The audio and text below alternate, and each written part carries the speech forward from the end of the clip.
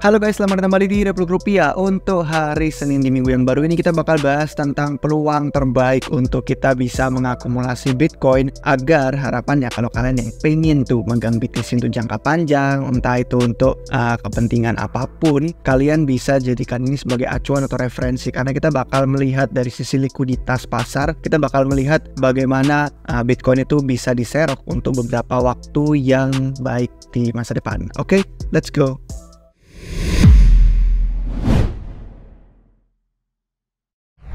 Baik guys, selamat kembali di Republik Rupiah. Untuk yang belum tahu, selain channel YouTube ini, Republik Rupiah itu ada website di republikrupiah.com. Dan mungkin untuk yang belum tahu juga, di dalam website ini, selain ada konten informasi yang tersedia publik yang gratis bisa kalian akses, kami update tentang news atau tentang edukasi, jadi biasanya kayak tentang keamanan dan lain-lain. Kami juga membagikan konten-konten yang lebih additional, jadi tambahan. Jadi bahkan yang lebih deep dive, yang lebih riset mendalam, bahkan sampai ada yang hal-hal baru, hype baru kali ini lagi diadopsi orang-orang, itu kami bahas juga dan kami riset. Nah, itu adalah membership RR. Kalau misalkan kalian belum gabung jadi member tapi tertarik untuk belajar lebih lanjut, kalian bisa cek link di deskripsi di bawah ini. Karena kalau misalkan kalian minting NFT Heritage yang kami taruh di deskripsi, itu kalian bisa redeem membership selamanya. Jadi kalian bisa dapat akses lifetime, daripada kalian kalau misalkan cuman bayar 3 bulan, 6 bulan, setahun, yang nanti hitungannya jauh lebih mahal. Apalagi dengan harga ETH yang sekarang lagi sedikit koreksi,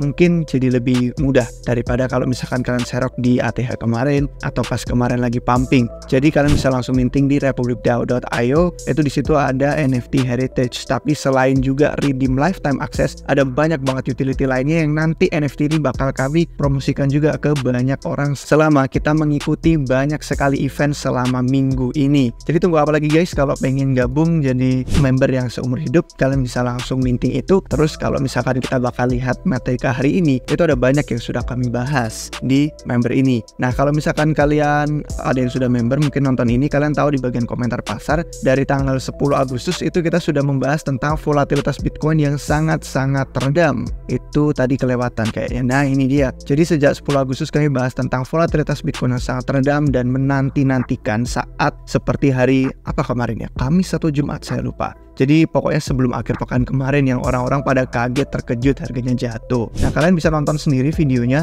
itu sudah kami buat 2 hari yang lalu. Akhirnya Bitcoin volatil lagi. Jadi di sana kami bahas tentang metrik on-chain, bagaimana pasar itu mengejutkan, tapi ada strategi untuk anti kegocek. Apalagi untuk investor yang mungkin sudah lama di pasar, sudah memiliki banyak sekali gambaran tentang Bitcoin itu seperti apa asetnya, BTC itu bagaimana cara investasinya, tapi pengen tingkat lebih lanjut lagi, biar apapun yang terjadi, mau pasar tuh naik atau turun, ada selalu strateginya yang baik untuk kalian ikuti. Itu ada di video ini. Nah, sekarang kita bakal lanjut aja ngelihat dari sisi likuiditas global. Karena kan kalau kalian tahu sendiri ya, selama tahun 2022 kemarin, selain dari adanya banyak penipu di kripto yang bikin bisnis dan dengan cara tidak jujur, kemudian sampai mereka ketahuan dan akhirnya proyeknya hancur, terus banyak yang kemarin dumping parah selama 2022, ada juga faktor-faktor eksternal di luar dari sisi kripto yang bikin pasar itu akhirnya tertekan, mungkin likuiditas juga jadi berkurang, dan akhirnya harga lebih mudah termanipulasi. Karena semakin minim likuiditas itu ada di pasar,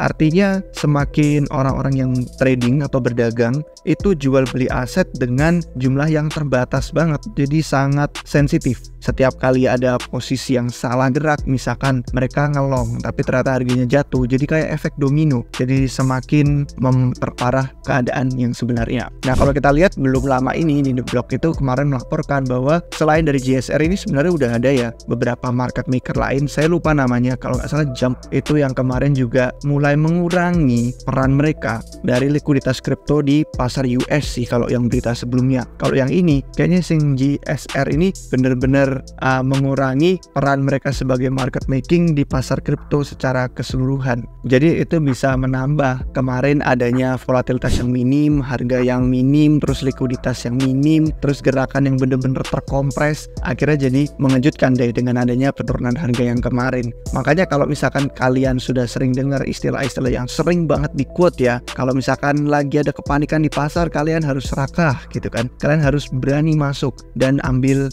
risiko itu. itu. Tapi kalau misalkan orang lagi terlalu seneng, terlalu positif, itulah saatnya jual. Ya bisa dibilang ada benernya juga, karena hari ini kita bakal melihat ya, kalau kita bandingkan, kita lihat aja dari simpelnya aja, dari RSI, Relative Strength Index, itu keadaan pasar sekarang ya, setelah kejatuhannya itu merupakan titik yang lebih rendah daripada RSI kemarin pas FTX itu kolaps loh. Jadi bener-bener sentimennya itu mengejutkan orang yang tadinya sudah ngelihat tahun ini dipikir sudah pulih dan bakal up only, naik terus sampai ATH. Tidak semudah itu, karena yang namanya pasar tuh harus merangkak, dan yang sehat fondasinya itu apapun yang naik pasti ada waktunya untuk turun. Jadi dari gerakan yang sideways, yang choppy, yang membosankan seperti ini, kalau ada volatilitas yang terjadi, itu bukan hal yang mengejutkan, bukan hal yang baru. Di Bitcoin itu sudah sejak siklus sebelumnya ya, kita lihat koreksi pasar selama bull market ya. Ini bukan koreksi pasar selama bear market, selama bull market itu selalu ada, bahkan sampai yang dalam-dalam banget, sampai 40-50% lebih aja ada. Dan yang selama ini kita lalui sejak FTX collapse itu belum ada apa-apanya dibandingin sama siklus sebelumnya. Nah, kalau misalkan kita bisa melihat koreksi yang luar biasa parah seperti siklus sebelumnya, di masa bull ini menjelang halving yang akan datang, sudah tidak perlu dipusingkan lagi. Kalau sudah percaya sama Bitcoin, sudah pengen punya Bitcoin dan BTC secara jangka panjang, ya DCA. Karena kemarin kami juga sudah ngobrolin di live stream ya.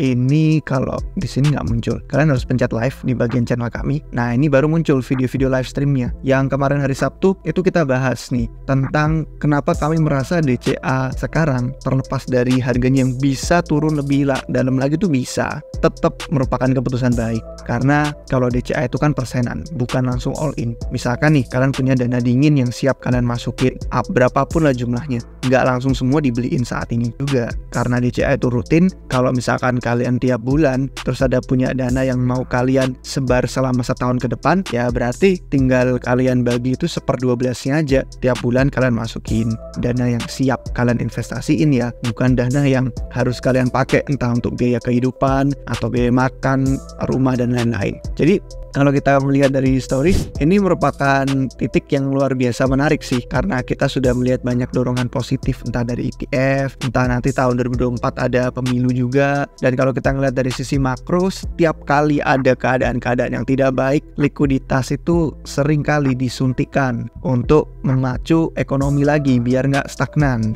Dan kemarin saya melihat nih di Twitternya Cross Border Capital, ini ngomongin soal likuiditas global secara mingguan. Sebenarnya dia sering banget update soal likuiditas pasar global. Jadi semua dilacak, bukan cuma AS, tapi yang benua Asia dan lain-lain juga dilacak.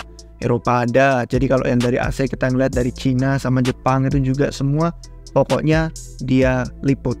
Dan kemarin kita ngelihat nih, likuiditas global mingguannya itu bener-bener ada penurunan yang drastis. Dan kita melihat ini bukan berita yang baik gitu. Cuman secara ironisnya, ini juga bukan bank sentral yang lagi nge-squeeze.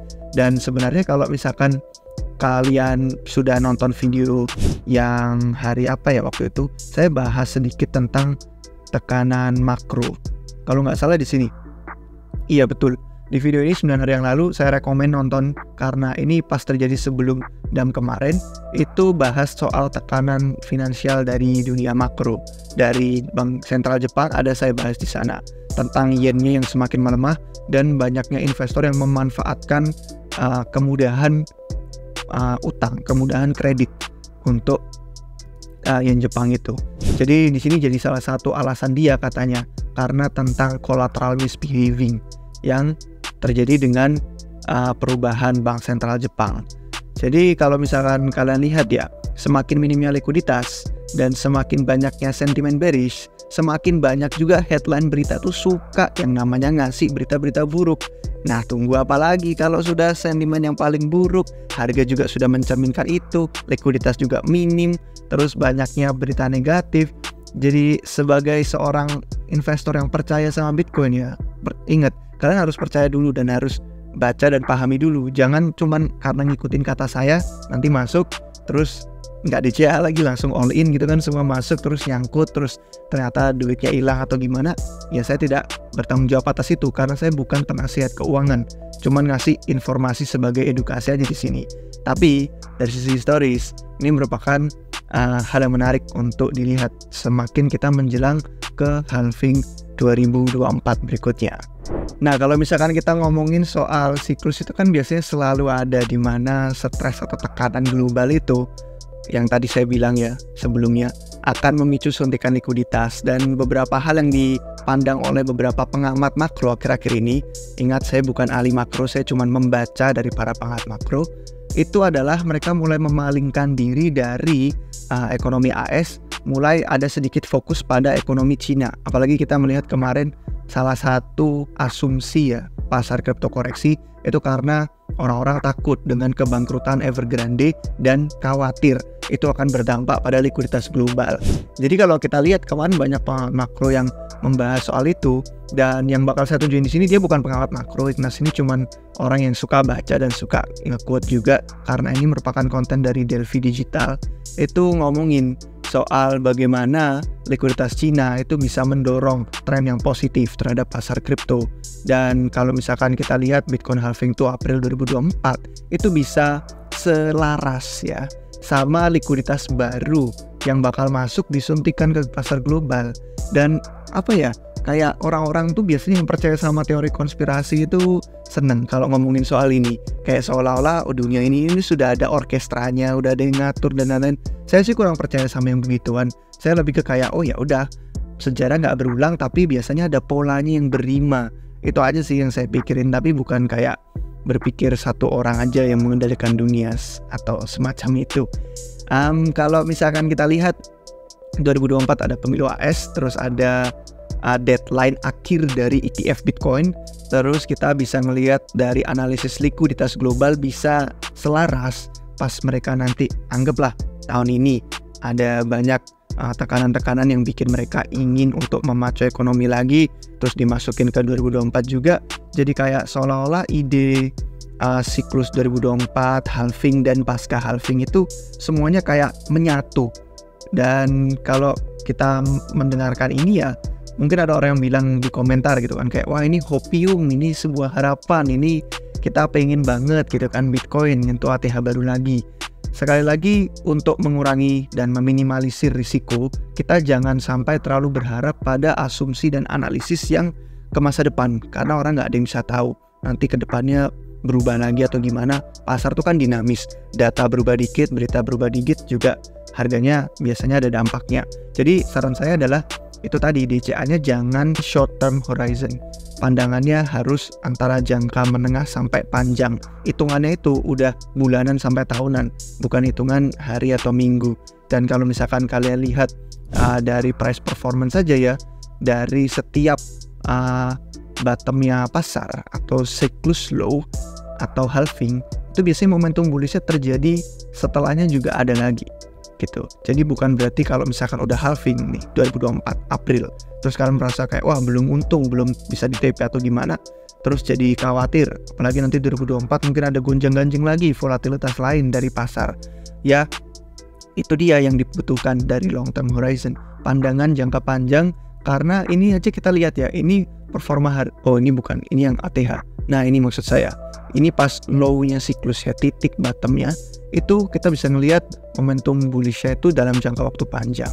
Terus yang ini sejak halving terjadi juga dalam jangka waktu panjang. Jadi kita ngelihat perspektif tahunan. Jangan sampai kita ingin kayak instan sampai kita terus lupa bahwa performa aset Bitcoin itu hitungannya dalam jangka panjang. Jadi kurang lebih itu sih guys. Kalau mau saya terakhir kasih chart aja untuk yang kemarin mungkin kelewatan live streamnya, itu adalah durasi bull market dan bear market ini yang saya kemarin tunjukin sih. Saya nunjukin bahwa bahkan setelah Bitcoin itu nembus ATH baru, ini ya pokoknya setiap kali segitiga biru ini berakhir kayak gini, itu adalah ketika dia sudah nyentuh ATH baru. Salah, bukan yang biru, yang hitam maksud saya, sorry. Jadi yang hitam setiap kali berakhir ini adalah ketika ATH baru sudah terbentuk. Jadi ATH baru dapat terbentuk, yang warna biru ini momentum bullish.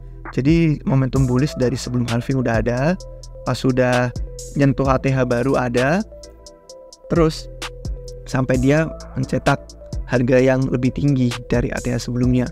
Ini ATH sebelumnya di sini, tuh udah nembus ATH baru aja masih naik lebih tinggi lagi. Sini juga nanti kalau sama seperti siklus sebelumnya, ya Bitcoin itu luar biasa membawa keuntungan untuk yang percaya dan yang sabar dan yang berani ngambil risiko DCA saat ini. Jadi kurang lebih itu sih guys pandangan kami. Kalau ada yang pengen tahu lebih lanjut soal analisis makro dan likuiditas global, komentar pasar itu lengkap banget kami bagikan di dashboard member RR. Jadi pengingat aja untuk yang belum jadi member tapi tertarik ya. Untuk yang tertarik aja karena mungkin bukan untuk semuanya. Itu kita bahas banyak banget hal. Selain pasar ada riset koin, ada update porto, bahkan ini mau kami ubah jadi bisa ngeliat portofolio pribadi masing-masing tim RR. Terus banyak hal lainnya lagi. Silahkan cek langsung link di deskripsi di bawah video ini. Dan kalau kalian ada yang mau ikut konferensi selama seminggu ke depan, sampai berjumpa kalian semuanya di konferensi-konferensi itu. Jadi jangan terkejut kalau mungkin konten video kami ada sedikit keterlambatan karena kesibukan soal konferensi itu. Oke guys, kiranya sekian semuanya. Semoga bermanfaat dan kalian suka videonya. Jangan lupa kasih jempol, jangan lupa subscribe biar gak ketinggalan video terbaru dari kami. Sampai jumpa kalian semua di video berikutnya guys. Cheers!